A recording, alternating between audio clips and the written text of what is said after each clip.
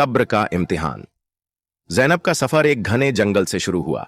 गौसे आजम ने उसे हुक्म दिया था कि वह अकेली सफर करे, किसी की मदद न ले और 3 दिन तक सब्र का इम्तिहान दे। जंगल की टहनियां हवा के झोंकों से चरमराती, झाड़ियां सरसराती और दूर से जंगली जानवरों की आवाजें गूंजती। हर तरफ अंधेरा और खामोशी थी, मगर जैनब का दिल अल्लाह के जिक्र से रोशन था। उसके कदम भारी हो रहे थे, पेट भूख से तड़प रहा था और गला सूख चुका था, लेकिन उसकी आंखों से आंसू निकलते हुए भी होठों पर सब्र की दुआ थी। वह बार बार अपने दिल में कहती, या अल्लाह, तू ही मेरा सहारा है, या गौसे आजम, मुझे हिम्मत बख्शो। जंगल में अंधेरा छा गया था और जैनब को भूख और प्यास सताने लगी।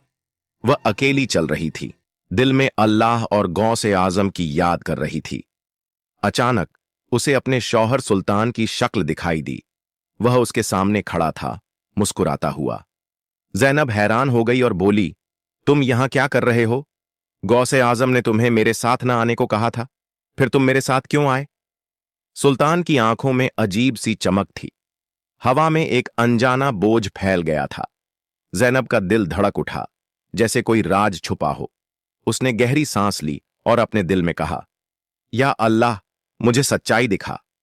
उसके कानों में हल्की सी आवाज गूंजी, सब्र करो, ये तुम्हारा इम्तिहान है।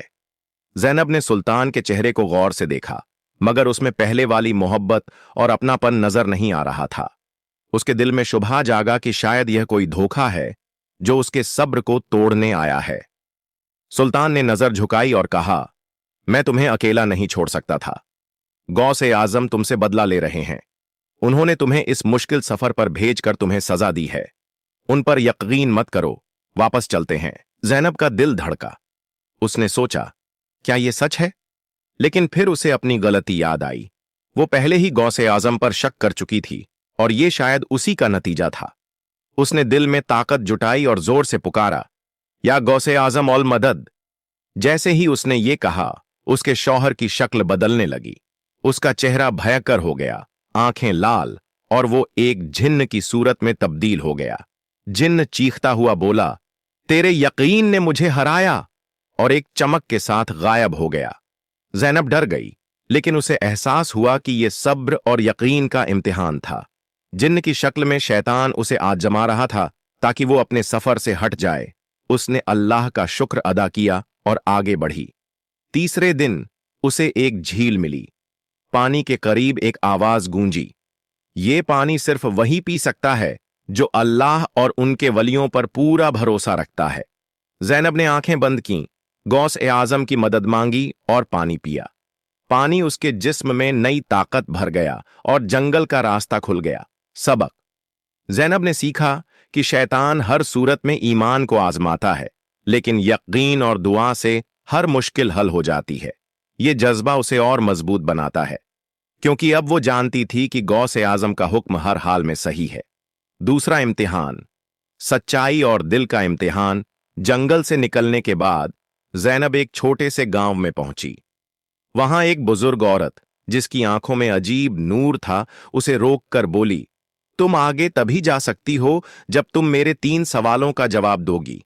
हर सवाल तुम्हारे ईमान और दिल की परीक्षा करेगा। सच बोलना, क्योंकि झूठ तुम्हें वापस जंगल में भेज देगा। पहला सवाल, सच्चाई का इम्तिहान। बुजुर्ग औरत ने पहला सवाल पूछा, तुमने अपने गुनाह का सबब क्या किया? जैनब का दिल धड़का। वो झूठ बोल सकती थी कि उसने सेब पूरा खा लिया था, या कोई और बहाना बना सकती थी, लेकिन उसे अपनी गलती याद आ गई।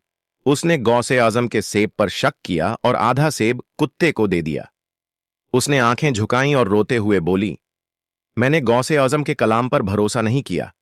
उन्होंने मुझे एक सेब दिया था, लेकिन मैंने आधा ही खाया और बचा हुआ कुत्ते को दे दिया। मेरी यही बेयकीनी ने मेरे बच्चे को इस हालत में डाला। बुजुर्ग औरत ने गौर से उसे देखा और कहा, सच बोलने की हिम्मत तुझे आगे ले जाएगी। दूसरा सवाल सुन। दूसरा सवाल, नीयत का इम्तिहान। बुजुर्ग औरत ने दूसरा सवाल पूछा, अगर तुझे मौका मिले कि तू अपने बच्चे को ठीक करने के लिए किसी दूसरे के बच्चे का नुकसान कर दे, तो क्या करेगी? यह सवाल जैनब के दिल को छेद गया। उसने अपने बच्चे की कुत्ते जैसी आवाज याद की और एक पल के लिए उसका दिल धड़का। लेकिन उसी वक्त उसे गौसे आजम की नसीहतें याद आईं कि असली मोमिन वही है जो अपने फायदे के लिए दूसरों का नुकसान नहीं चाहता। उसकी आंखों से आंसू बह निकले और दिल में एक सुकून भी उतर आया। उसे महसूस हुआ कि असली इम्तिहान यही है, अपने दिल की ख्वाहिश को अल्लाह की रजा के सामने झुका देना। उसने जवाब दिया, मैं ऐसा कभी नहीं करूंगी। मेरा बच्चा अल्लाह के हाथ में है और मैं किसी और के बच्चे का नुकसान करके अपने बच्चे को ठीक करना नहीं चाहूंगी। अल्लाह के रास्ते पर चलना ही मेरी तौबा है। बुजुर्ग औरत ने सर हिलाकर कहा, तेरी नीयत साफ है। आखिरी सवाल सुन। तीसरा सवाल, तौबा का इम्तिहान। बुजुर्ग औरत ने तीसरा सवाल पूछा, क्या तू अपने गुनाह के लिए दिल से माफी मांगती है और क्या तू जिंदगी भर गौस ए आजम और अल्लाह के हुक्म पर यकीन रखने का वादा करती है? जैनब की आंखों में आंसू आ गए। उसका दिल जैसे बोझ से दबा हुआ था। उसने कांपते हाथों से अपना सीना थामा और बोली, हां, मैं दिल से तौबा करती हूं। मैंने गौस ए आजम के कलाम पर शक किया और यह मेरी सबसे बड़ी गलती थी। मैं वादा करती हूं कि जिंदगी भर अल्लाह और उनके वलियों पर भरोसा रखूंगी, चाहे कितनी भी मुश्किल आए। उसकी बातों के साथ ही वातावरण में अजीब सा सुकून उतर आया। हवा में एक रूहानी नरमी महसूस हुई, जैसे आसमान से रहमत बरस रही हो। जैनब के चेहरे पर आंसुओं के बीच हल्की सी मुस्कुराहट आ गई। बुजुर्ग औरत ने उसकी तरफ देखा और नरमी से बोली, तेरी तौबा कबूल हुई, तेरा दूसरा इम्तिहान पूरा हुआ।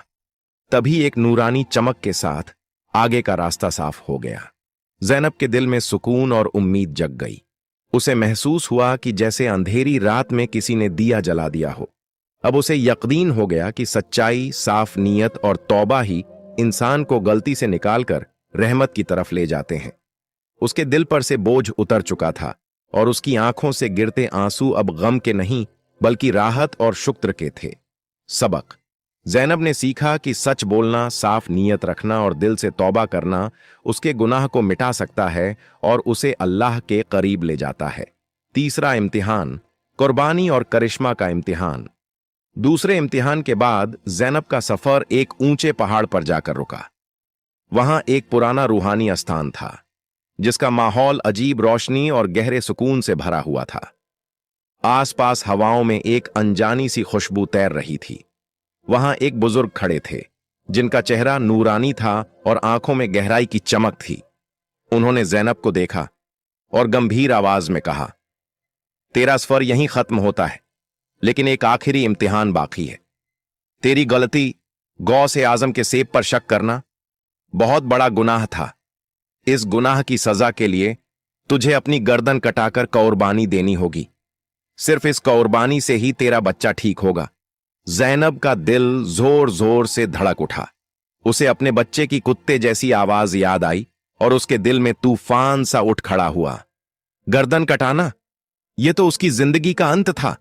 उसकी आंखों के सामने अपने मासूम बच्चे का चेहरा घूमने लगा। एक तरफ उसका मां का दिल रो रहा था, तो दूसरी तरफ ईमान की पुकार उसे मजबूत बना रही थी। यह वक्त उसके लिए मौत और जिंदगी का फैसला था।